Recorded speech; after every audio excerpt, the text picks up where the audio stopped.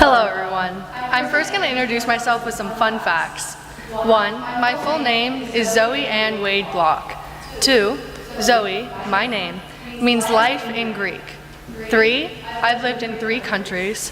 4. I've had 4 concussions. 5. Up until the age of 7, when I got really, really mad, I would hold my breath until I passed out just to prove a point. 6. I am dyslexic. And 7. I don't have an appendix. Alright, now that everyone knows me a little bit better, here we go. As some of you know, yearbook has been a huge part of my high school experience.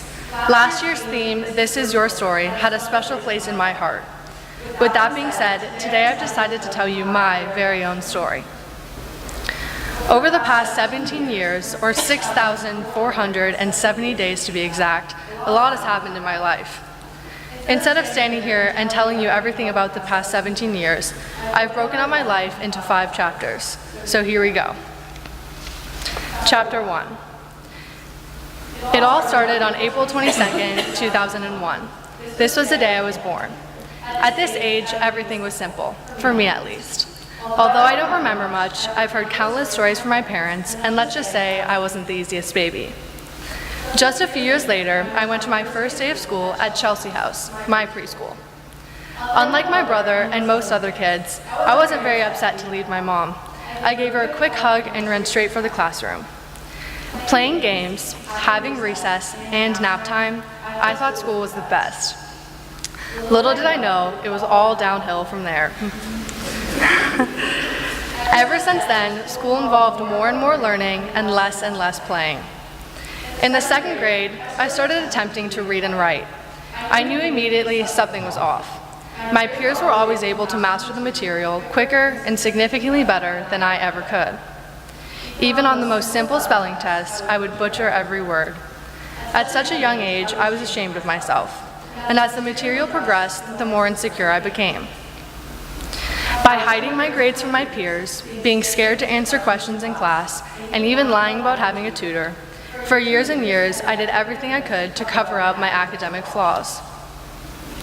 I often found that I would attempt to reteach myself the material I was given in class. Whether it was a hard or easy concept, I would grab a pen and paper and rewrite every word or redo every math problem over and over again.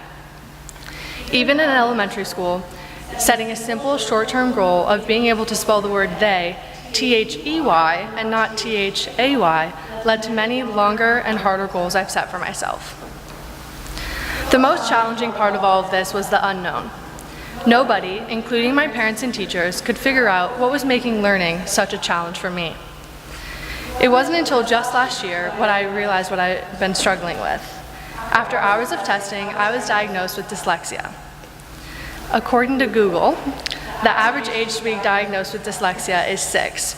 I was diagnosed at age 16, 10 whole years after that. Dyslexia, although the reason behind most of my academic struggles, I've never and will never use it as an excuse. While I was just recently diagnosed, the frustration I went through and continue to go through has significantly impacted my story. Never giving up, setting goals, and the drive to succeed are all qualities that I would have lacked without dyslexia being a factor in my day-to-day life. Now, I can confidently say that I thrive not in spite of dyslexia, but because of it. Chapter 2. Moving on to the next part of my story, literally, is when I moved across the world. When I was 8 years old, I moved from Vancouver, Canada to Barcelona, Spain. On the left is a photo of me and my brother in Canada, and on the right is a photo of my mom and I in Spain. The thought of picking up my whole life and moving across the world, let alone to a country with a different language and lifestyle, intimidated me as it would to any other 8-year-old. Attending a new school with no familiar faces and being almost 6,000 miles away from where I considered home was, of course, going to be a big change. As I walked into my first day of school in Spain, gripping the handle of my rolling backpack as hard as I could, I looked to my left and then to my right, and what did I see? No rolling backpacks. At that exact moment, I knew I didn't fit in. Although there were clear differences between me and my classmates, ranging far beyond types of backpacks, I was determined to make the most of it. By trying my best to immerse myself into the Spanish culture, I was able to look past the differences between me and my peers and eventually found my own way to fit in. While living in Spain was a plot twist to my very own story, I truly cherished the time I had there. Learning to be confident in myself, doing things out of my comfort zone, embracing my differences taught me to no longer be scared of change, but to embrace it. Chapter 3. Although I have endured in many changes in my life, something I found myself relying on to stay constant were sports. Whether it was playing field hockey or skiing in Canada, playing tennis in Spain, or playing lacrosse and soccer here at St. Stephen's, sports have always been a part of who I am. The greatest test of my ability to change, arguably, happened in a blink of an eye. As I walked into Coach Hodges' office, I knew the routine all too well. Follow the trainer's pointer finger from side to side, walk in a straight line, and balance on one foot. All things I failed at miserably. I heard the dreaded 2 words, the words I've heard 3 times before and never wanted to hear again. You're concussed. After having 4 concussions, it was no longer safe for me to play sports. After years of struggling with serious head injuries, it was at that exact moment I realized I had just lost one of the most important parts of my identity, being an athlete. Of course, this wasn't the easiest thing to wrap my head around, but rather than treating this as a loss, I attempted to take a positive outlook on the situation and find other things to devote my time to. Now, rather than dwelling on the uncontrollable, I made it a goal of mine to find new passions. Chapter 4. Now, for the 3 most important people in my story, the people I love the most in my life, the people that have shaped me into the person I am today. My mom, my dad, and my brother.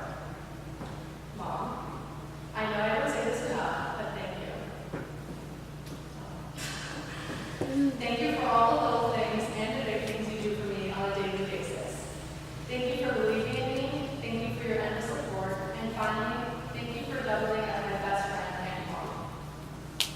Dad, although I joke about your daily naps and golf sessions, you're the most determined and hardworking person I know. You're my role model in every way possible, and I'm so grateful for everything you've done for me.